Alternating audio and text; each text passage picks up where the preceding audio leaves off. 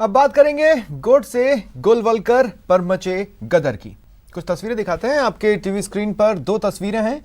पहली संसद की, जहां गोडसे पर साध्वी प्रज्ञा के बयान पर संग्राम हुआ, और दूसरी राजस्थान विधानसभा की, जहां गोलवलकर को लेकर जमकर हंगामा हुआ। गोडसे को देशभक्त बताने पर भोपाल से बीजेपी सांसद प्रज्ञा सिंह ठाकुर को रक्षा मंत्रालय की संसदीय समिति से निकाल दिया गया है और उन पर पार्टी से निकाले जाने का खतरा मंडरा रहा है।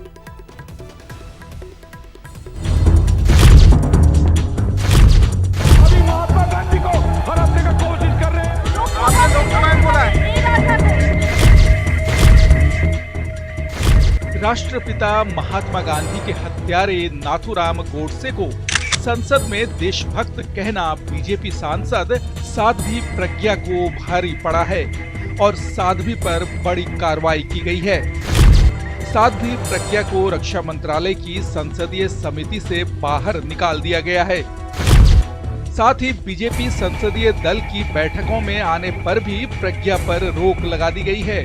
वो कंसल्टेटिव कमेटी ऑन डिफेंस के सदस्य हैं।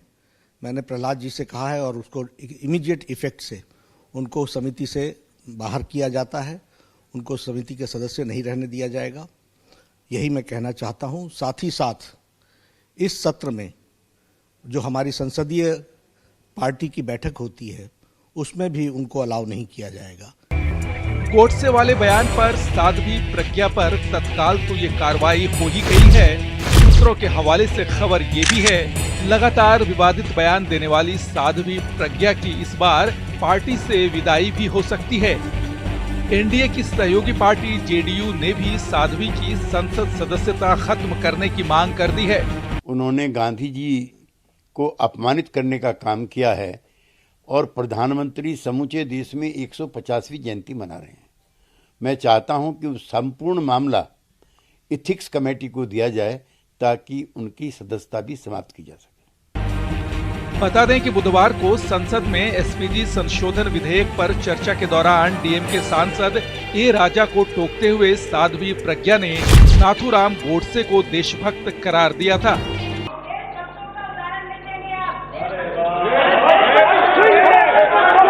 गोडसे के लिए बोले गए इसी शब्द पर संसद में हंगामा हो गया, जो गुरुवार को भी जारी रहा और सरकार बैकफुट पर आ गई। सर, ये सदन के अंदर हमारे महात्मा गांधी जी जो राष्ट्रपिता की जो हत्याकारी है, वो हत्याकारी को देशभक्त कहलाता है। ये सदन का चुप रहेगा, ये सरकार का चुप रहेगा। ये सरकार को खुलकर कहना चाहिए, ये नाथूराम गोडसेपंथी है, ये गांधीपंथी है।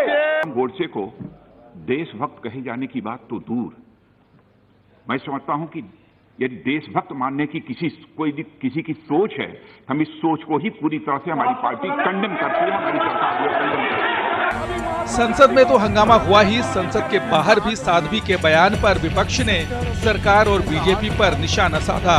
वो उनकी आत्मा है, वो कहीं ना कहीं से निकलेगी। वो उनकी आत्मा है, उसको वो गांधी जी की जितनी भी पूजा करें, वो आत्मा उनकी वो है। पहली मर्तबा नहीं कहा, बार बार कह रहे हैं। इससे उनकी ज़हनियत का अंदाजा होता है कि वो महात्मा गांधी के दुश्मन हैं और उनके कातिल के चाहने वाले हैं। इस बवाल के बीच साध्वी ने ट्वीट पर सफाई देते हुए कहा, कभी कभी झूठ का बवंडर इतना गहरा होता है कि दिन में भी रात लगने लगती है, किंतु सूर्य अपना प्रकाश नहीं खोता। पल भर के बवंडर में लोग भ्रमित ना हो, सूर्य का प्रकाश स्थायी है। सत्य यही है कि कल मैंने उद्धम सिंह जी का अपमान नहीं सहा। बस भोपाल से बीजेपी सांसद साध्वी प्रज्ञा ने सफाई देने की कोशिश जरूर की है, लेकिन साध्वी पहले भी गोडसे को देशभक्त करार दे चुकी है और मुंबई हमले में शहीद पुलिस अधिकारी हेमंत करकरे पर भी विवादित बयान देकर पार्टी की किरकिरी करा चुकी है। लेकिन इस बार संसद में गोडसे बोल पर साध्वी पर कार्रवाई हो गई और उन पर पार्टी से निकाले जाने का खतरा भी मंडरा रहा है। Bureau report, news 18 network.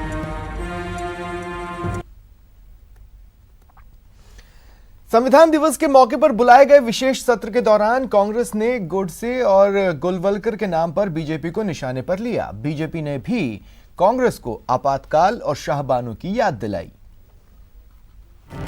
संविधान दिवस के 70 साल पूरे होने के उपलक्ष्य में बुलाए गए राजस्थान विधानसभा के विशेष सत्र में भी प्रज्ञा ठाकुर से लेकर गोडसे और गोलवलकर छाए रहे। कांग्रेस नेताओं ने बीजेपी सांसद साध्वी प्रज्ञा के नाथूराम गोडसे के देशभक्त वाले बयान की कड़ी निंदा की और बीजेपी को कटघरे में लाकर खड़ा कर दिया। लेकिन देश की लोकसभा में कल जो प्रकरण सामने आया उस पर भी आत्मचिंतन करना चाहिए। जिस व्यक्ति को राष्ट्रपिता का दर्जा देश दुनिया ने दिया, उस स्वर्गीय महात्मा गांधी को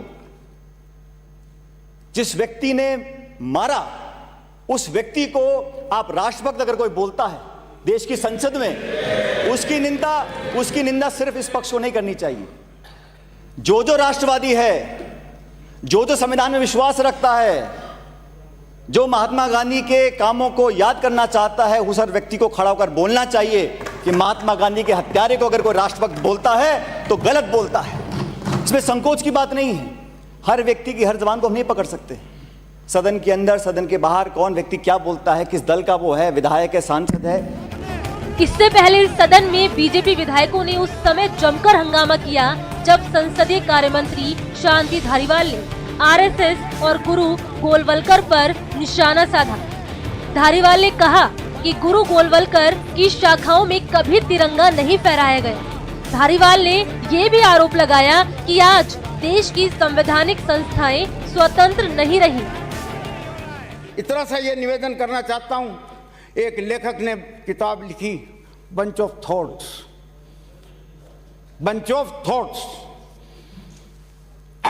जिसमें देश के 3 आंतरिक शत्रु बताए गए। पहला मुसलमान, दूसरा ईसाई और तीसरा वामपंथी। आखिर इन लोगों को, ये लोग और इनके शिष्य, ये किताब लिखी गई थी गुरु गोलवालकर जी की। कांग्रेस ने जब बीजेपी पर हमले के लिए गोडसे और गोलवलकर को हथियार बनाया तो बीजेपी ने भी पलटवार किया।